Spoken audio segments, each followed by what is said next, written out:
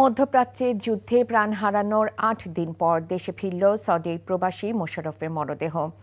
সকালে শাহজালাল আন্তর্জাতিক বিমানবন্দরে তাঁকে বহনকারী বিমানটি দেশে এসে পৌঁছায়।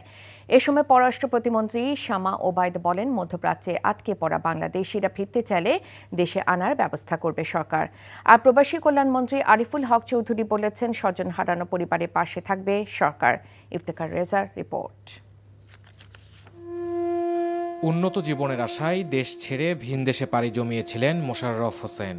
চোখে অনেক আশা ও স্বপ্ন ছিল তার। যে মানুষটির বাড়িতে ফেরা নিয়ে সবার মুখ থাকত হাস্যোজ্জ্বল, আজ তিনি দেশে ফিরলেন কফিনবন্দি হয়ে।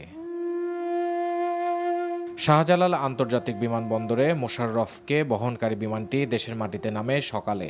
এ সময় তার নিথর দেহ নিতে আসা স্বজনদের মাঝে নেমে আসে শোকের ছায়া। বলেন, এমন মৃত্যু তাদের ভবিষ্যৎ অন্ধকার করে তুলেছে। দরিদ্র পরিবারের সন্তান, সে শ্রমিক শেষে বিদেশ যাওয়ার পরে যে এই যে নির্মমভাবে যে নিহত হয়েছে, আমরা এলাকাবাসী সকলেই মর্মাহত।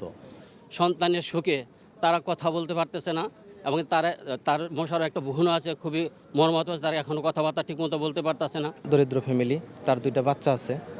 একটা বাচ্চার বয়স 13 বছর আর একটা বাচ্চার বয়স 7 বছর, একেবারে ছোট। পরিবারের আয়ের উৎস উনিই ছিল, যে ভাইটা মারা গেছে। তা আসলে একেবারে পরিবারটা এখন দরিদ্রতার মুখে, একেবারে হুমকির মুখে। এ সময় পরিবারের কাছে মোশাররফের দেহ বুঝিয়ে দেন প্রবাসী কল্যাণমন্ত্রী আরিফুল হক চৌধুরী। নিহতের পরিবারের প্রতি সমবেদনা জানানোর পাশাপাশি মরদেহ বিদেশ থেকে আনা ও বাড়ি পৌঁছে দেওয়া পর্যন্ত সকল খরচ বহন করবে সরকার। তার পরিবারের বাচ্চাদের লেখাপড়ার জন্য আমরা দায়িত্বভার নিয়েছি। তার দুইটা বাচ্চার লেখাপড়ার খরচটাও আমরা বহন করব, প্রবাসী কল্যাণ মন্ত্রণালয়। পররাষ্ট্র প্রতিমন্ত্রী বলেন, মধ্যপ্রাচ্যে এখন পর্যন্ত 5 জন বাংলাদেশি নিহত হয়েছেন। আক্রান্ত দেশে অবস্থান করা প্রবাসীরা যাতে নিরাপদে থাকতে পারে সে বিষয়ে কাজ করছে সরকার। আমাদের মিশনগুলো ওই স্ব দেশগুলোতে সক্রিয় আছে। আমাদের নাগরিকদের সাথে তাদের যোগাযোগ আছে।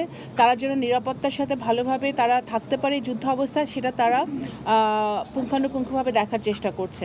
মোশাররফ গেল 8 মার্চ সৌদি আরবের আল খার্জ এলাকায় একটি আবাসিক ভবনে ইরানের ছোড়া ক্ষেপণাস্ত্র হামলায় প্রাণ হারান। Iftekhar Reza, NTV news, Dhaka.